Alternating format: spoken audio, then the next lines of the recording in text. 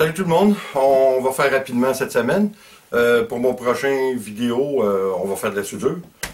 Pour revenir à la diète que je prends, le follow-up.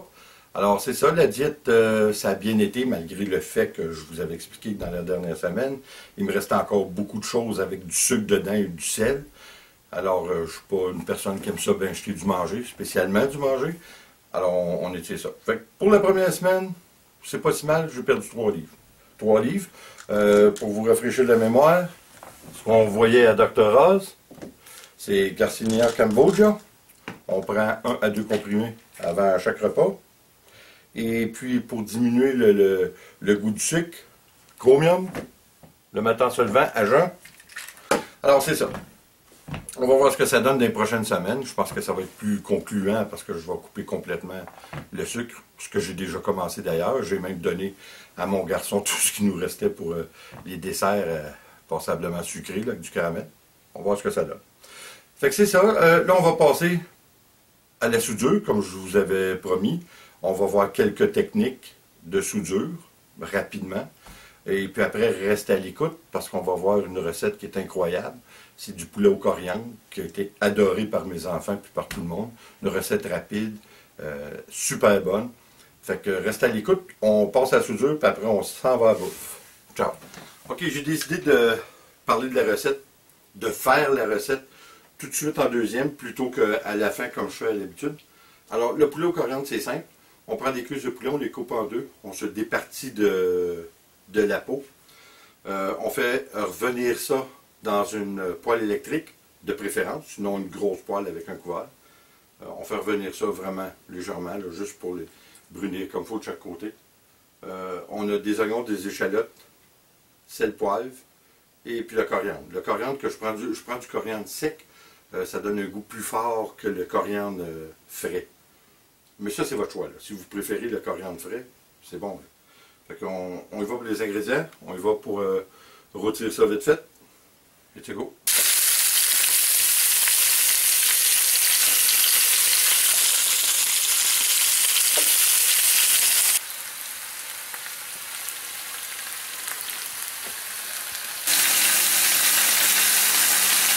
Une fois rôtis à votre goût, on les retire. On va faire venir le mélange d'oignons et d'échalotes.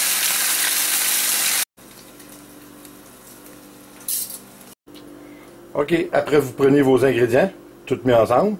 On ne se cause pas la tête hein, avec les quantités. Là. Vous prenez une bol, tout simplement. On remplit le fond d'oignon avec les échalotes. On finit à saupoudrer le sel, le poivre et pas mal de coriandre. Et puis on y va.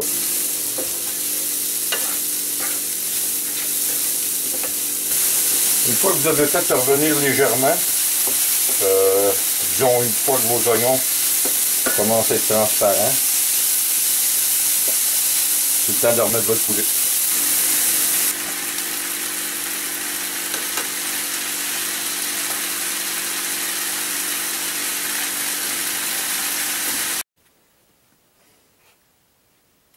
Une fois que vous avez fait ça, que vous avez remis votre poulet, vous couvrez votre poulet avec votre bouillon de poulet. On couvre bien comme il faut. On met le couvert, on laisse mijoter à peu près 1 heure.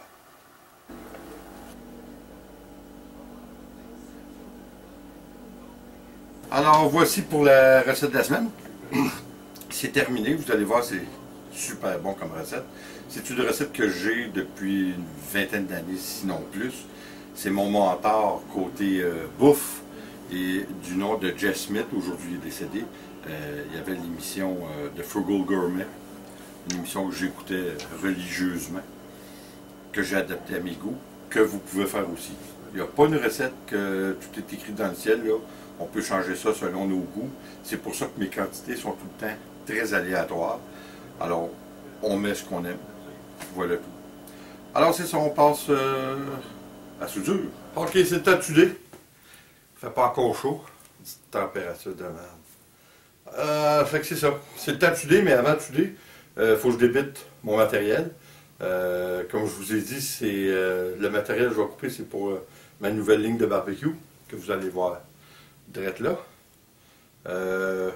Pas mal de coupage à faire, parce que j'en ai plusieurs à faire. J'en ai à peu près 4 à faire. J'ai 2 commandes. Le reste, ben, j'en ai un moi, puis j'en ai un ami à faire. Fait que c'est ça. On va faire ça le plus vite possible. Et puis c'est ça. Fait qu'on y va, on débite.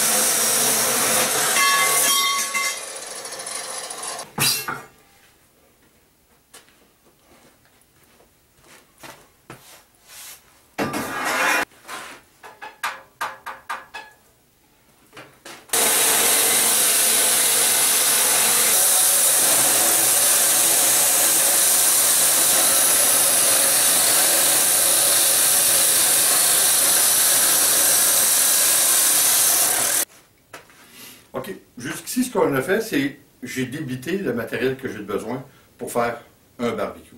Les barbecues que je vous ai montrés, c'est un petit peu complexe, mais c'est à cuisson verticale.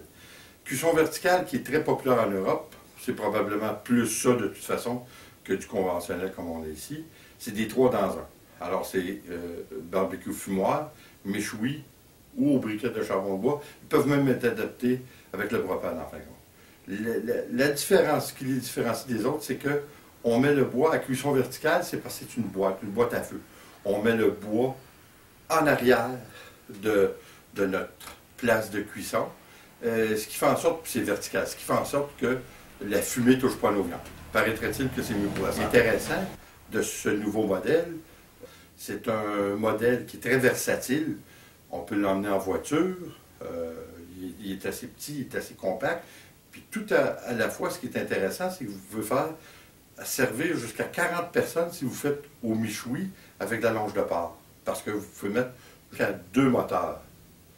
Alors, 2 moteurs, vous imaginez la broche remplie, ça a une surface de cuisson d'à peu près 28 pouces par 22. C'est assez intéressant. Avec un tiroir. Fait que ce qui est aussi intéressant de ce modèle-là, c'est que vous récupérez les jus sans être au-dessus de votre flamme. Fait que vous évitez de brûler votre viande. Puis vous pouvez récupérer les jus tout en faisant cuire votre sauce. Tout en même temps de faire cuire votre viande. Alors c'est ça, là on va passer à souder. Bon, j'ai terminé de débiter une partie de mon matériel. Alors on va pouvoir souder. Avant de souder, je crois vous l'avoir déjà dit, il faut sécuriser les pièces de métal pour vraiment pas qu'ils bougent. Parce que quand on soude, la chaleur fait travailler la molécule de l'acier. Puis ça tord, c'est incroyable comment ça tord. On aura beau avoir des pièces d'un quart de pouce d'épais, puis ça va tordre pareil. C'est incroyable comment c'est. On dirait que c'est vivant tellement que ça tourne. Fait que l'important, c'est de sécuriser nos pièces. Alors, on sécurise bien les pièces, comme ça. On va être prêt à souder. Je vais vous montrer soudure de base. Produit fini, ça donne à peu près ça. Ça, c'est la partie du top de mon nouveau modèle de barbecue qu'on va lancer bientôt au printemps. À cuisson verticale, comme je vous ai montré.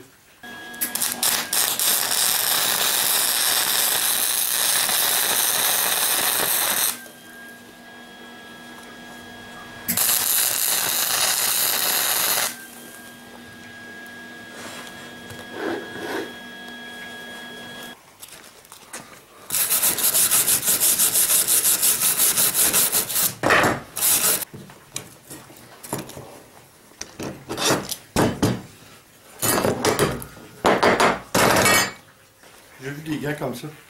Je sais pas comment je fais pour travailler avec ça dans le fond. C'est pour ça que la moitié du temps, je ne mets pas des gants. C'est pas les gants les plus cheap, c'est dans les plus chers. Tout un fitting, hein? Fait que c'est ça, la soudure est faite pour cette semaine. Une grosse soudure, c'est pas la plus belle soudure, mais c'est une bonne soudure, c'est ça qui est important.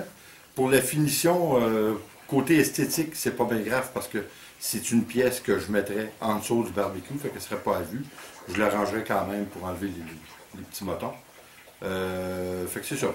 Un autre truc qu'on voit aussi, si c'est une bonne soudure, de l'autre côté, ça va être comme genre un petit peu bleu. Un petit peu noirci des deux côtés, sur les deux pièces qu'on a soudées. Ça veut dire qu'on a une bonne pénétration.